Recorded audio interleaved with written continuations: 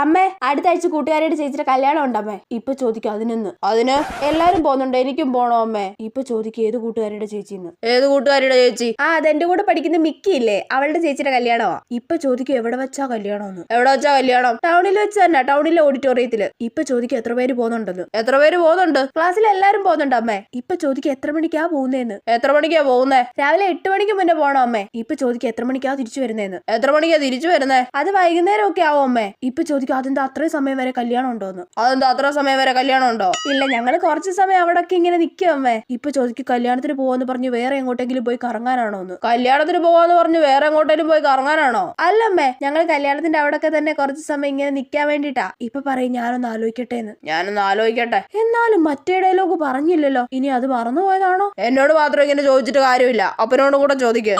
ഇപ്പൊ കംപ്ലീറ്റ് ആയി. ഈ ഡയലോഗ് കേൾക്കാഞ്ഞിട്ട് ഞാൻ ആകെ ടെൻഷൻ അടിച്ചു പോയി.